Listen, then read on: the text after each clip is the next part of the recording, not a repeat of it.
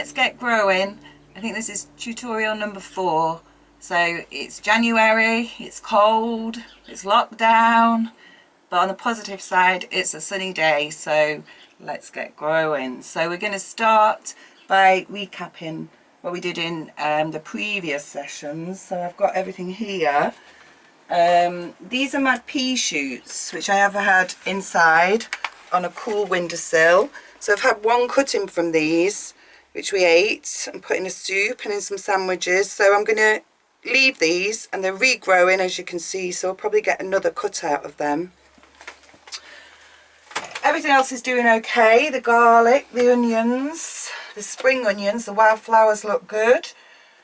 The parsley, it's doing okay. It's in a cool unheated greenhouse, so that one's doing better. That's hardier, is the flat leaf parsley.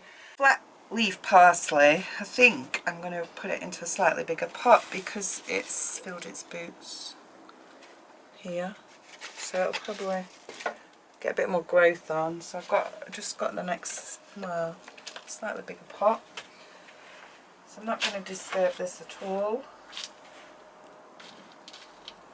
Just going to put some compost in the bottom and plant in the middle, and then put some compost in around it.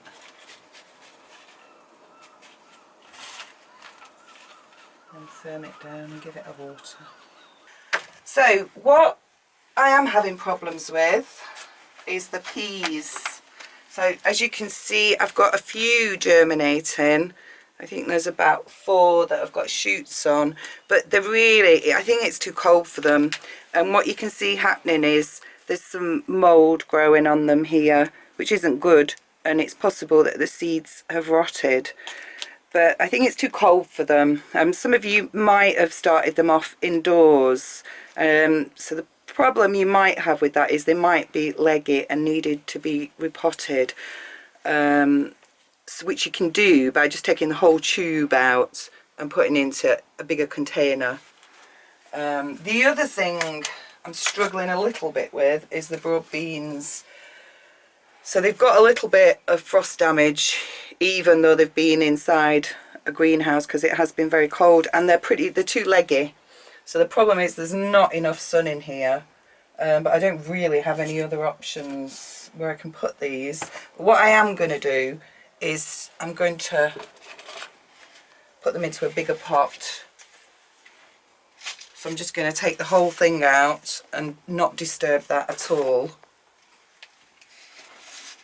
Put it into a bigger pot, slightly deeper than what it was, and I hope that's going to sort of rectify the problem a little bit. So with the peas, I'll do all of those. With the peas, what you could do, you could give it a try, is you could put a little homemade cloche over them, something like that. But what is really good, and what I am going to do with mine, with only the broad beans and the peas, is I'm going to put a bit of horticultural fleece over, though you might not have any of this, but that's going to protect them from the frost, and you can just leave that over there. The bulbs haven't started to come up yet, but I am expecting some activity. Some of my other pots have come up, but I think I did them previously. So on to today's pack. So in your pack you should have 3 strawberry plants. So these plants we bought in bare rooted, and we potted them up just before Christmas, and they're very hardy and they've soon greened up. So what I'm going to do with these, so there's 3 different varieties. So one's early, one's a mid-season, and one's a late season. So out of these 3 plants you should have a longer cropping period. So I'm going to put these today into a hanging basket. You could put them into a big pot. So you want to transplant them now into their final sort of place, or you could put them into the ground if you've got any ground.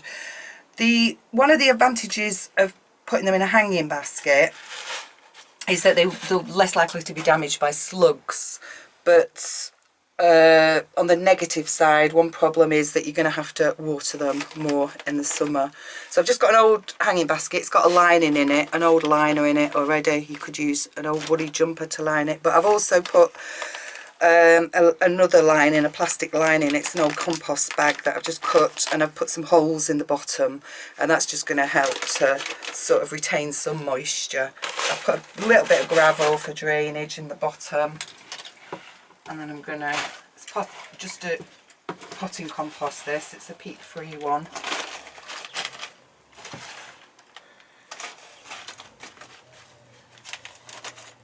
I'm going to fill it about halfway. You can check where your pot's going to come to.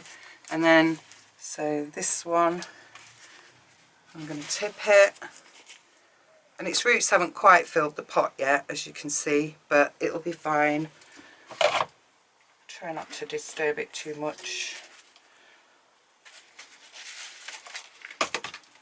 I'm going to leave the labels in next to the plants because they're different varieties.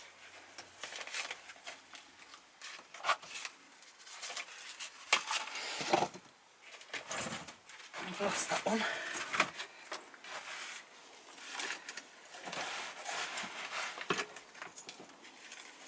I'm just going to keep them at the edges. Compost here. And the hardy perennials are strawberries, so they're fine outside. You don't need to protect them. They're tough little plants.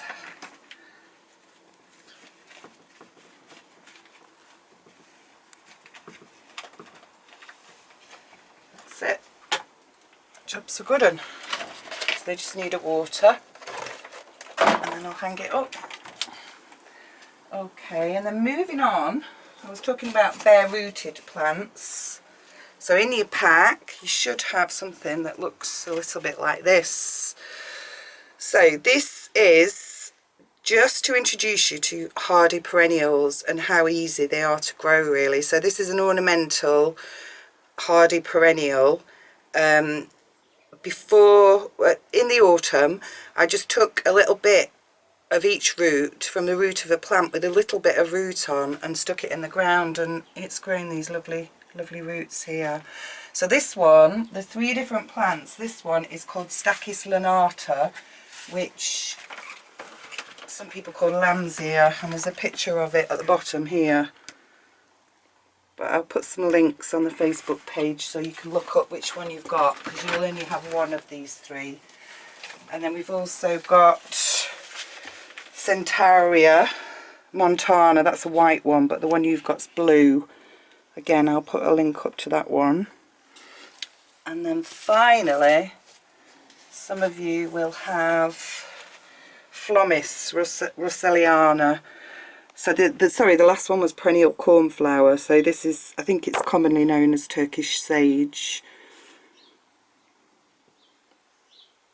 So if you order bare rooted plants, that's what it means. So that's what our strawberries came like from the nursery.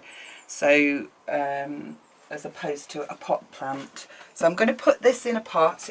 What size pot you use will depend on the size of your roots, really, but I think that one should be fine for that one to get it started. So we're just going to put a little bit of compost in the pot, and then put your plant in the middle and hold it with one hand, and then put your compost around it. It doesn't look like much at the moment, but they're very hardy, and it'll soon start to grow and green up a bit. And you should have a label that comes with it. So bob that in so you know what it is.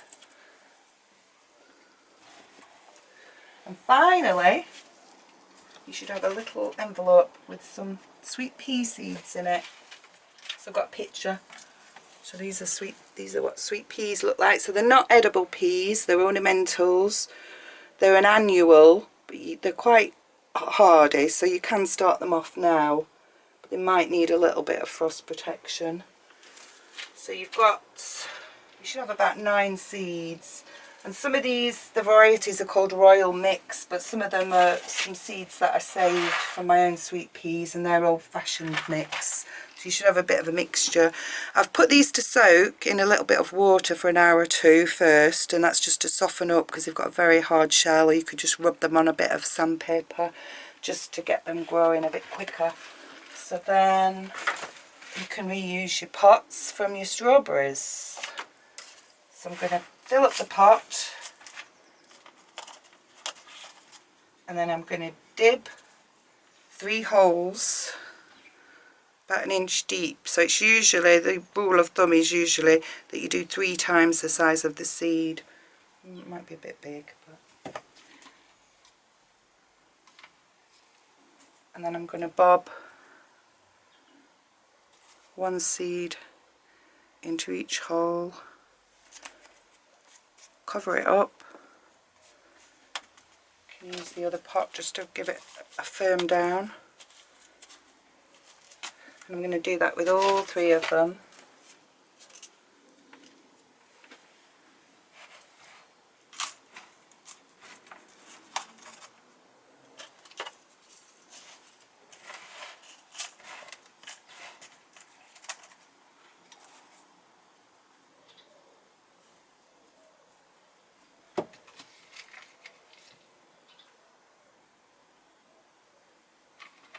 And they'd be really good for bringing wildlife into the garden. And they smell, well, the old-fashioned mix smells really good. It brings a bit of perfume in as well.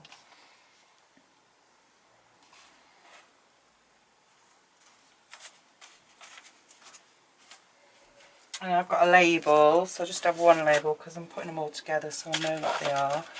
And give them a water. And then I've made kind of homemade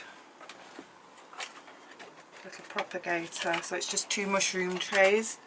So after I've watered them, I'll just put that on there. And keep them a bit warmer, and it might sort of help them to germinate a bit quicker so the seed isn't rotting. And that's it, I think, for today. So yeah, if you've got any questions, you can contact us on the Facebook page. So happy gardening.